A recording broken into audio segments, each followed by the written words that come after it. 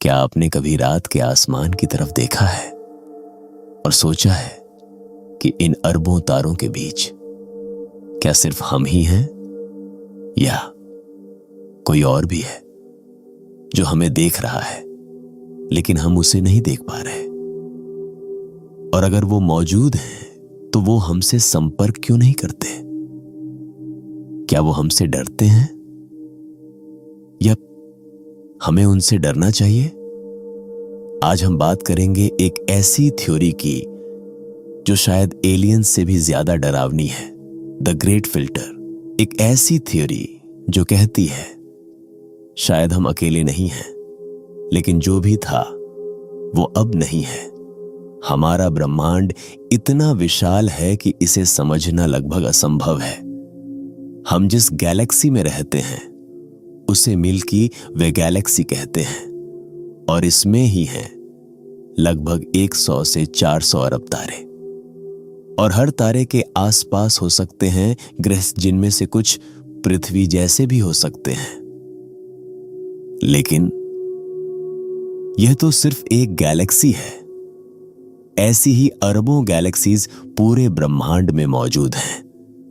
अब सोचिए, इतने विशाल ब्रह्मांड में जहां अरबों खरबों ग्रह हैं, क्या यह संभव है कि सिर्फ पृथ्वी पर ही जीवन हो? लॉजिक कहता है नहीं, लेकिन रियलिटी क्या है? आज तक हमें कोई एलियन सिग्नल नहीं मिला, कोई स्पेस क्राफ्ट नहीं दिखा, कोई कांटेक्ट नहीं हुआ। 1950 में साइंटिस्ट एनरिको फेर्मी ने एक सवाल पूछा, वेयर इज एवरीबॉडी? अगर ब्रह्मांड में इतने सारे प्लैनेट्स हैं तो एलियंस कहां हैं? यही सवाल बन गया, फर्मी पैराडॉक्स। एक तरफ हाई प्रोबेबिलिटी ऑफ लाइफ और दूसरी तरफ जीरो एविडेंस। ये कॉन्ट्राडिक्शन ही इस पैराडॉक्स को जन्म देता है। कुछ लोग कहते हैं कि शायद हम सबसे पहले हैं, कुछ कहते हैं कि एलियंस बहुत दूर हैं, और कुछ मानते हैं कि शायद वो हमसे कांटेक्ट नहीं करना चाहते। लेकिन एक थ्योरी है जो सबसे ज्यादा डिस्टर्बिंग है, द ग्रेट फिल्टर थ्योरी। यह थ्योरी कहती है कि ब्रह्मांड में लाइफ का डेवलप होना आसान नहीं है। बीच में कहीं एक डेडली बैरियर होता है, एक ऐसा स्टेज जहां से आगे कोई सिविलाइजेशन नहीं जा पाती और वो खत्म हो जाती है। इसे ही कहते हैं ग्रेट फिल्टर। यह फिल्टर कई स्टेजेस पर हो सकता है। हो सकता है कि लाइफ की शुरुआत ही बहुत रेयर हो, या इंटेलिजेंट लाइफ डेवलप होना बहुत मुश्किल हो, या टेक्नोलॉजी तक पहुंचना रेयर हो, या सबसे खतरनाक पॉसिबिलिटी, एक एडवांस्ड सिविलाइजेशन खुद को डिस्ट्रॉय कर देती है। अब सबसे डरावनी बात यह है, अगर ग्रेट फिल्टर हमारे पीछे है तो हम लकी हैं, लेकिन अगर वो हमारे आगे है तो हमारा फ्यूचर पहले से तय है। सोचिए, हमारी सिविलाइजेशन ने क्या क्या बनाया है। Nuclear weapons, artificial intelligence, genetic engineering. ये टेक्नोलॉजीज हमारी सबसे बड़ी ताकत है, लेकिन यही हमारी सबसे बड़ी कमजोरी भी बन सकती है।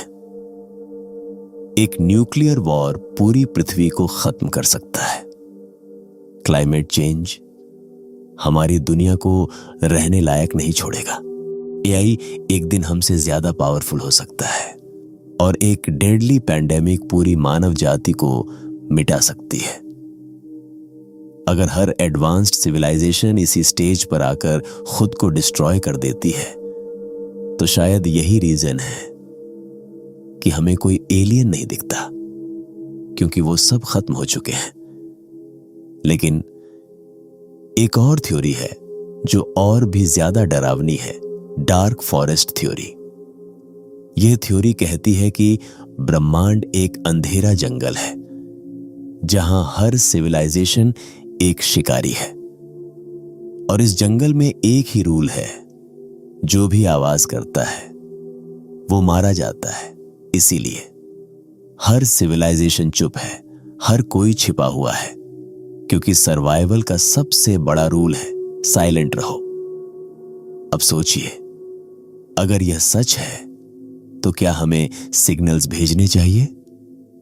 हम पहले ही सिग्नल्स भेज चुके हैं, रेडियो सिग्नल्स, स्पेस प्रोब्स।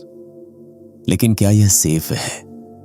अगर कोई डेंजरस सिविलाइजेशन हमें सुन ले तो क्या हम उसके लिए तैयार हैं? या हमने खुद ही अपने लिए खतरा बुला लिया है? तो क्या हम अकेले हैं या हम बस लकी सर्वाइवर्स हैं, एक ऐसे ब्रह्मांड में जहां बाकी सब खत्म हो चुके हैं?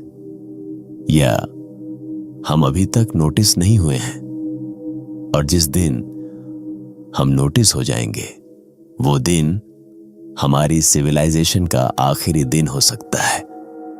ब्रह्मांड की सबसे डरावनी बात यह नहीं है कि हम अकेले हैं, बल्कि यह है कि शायद हम नहीं हैं। इस प्रकार की और भी वीडियोस देखने के लिए हमारे चैनल डिकोडिंग यूनिवर्सिटी हिंदी को सब्सक्राइब करना ना भूलें। मैं हूं आपका दोस्त अर्जुन। मिलते हैं अब अगले वीडियो में। धन्यवाद।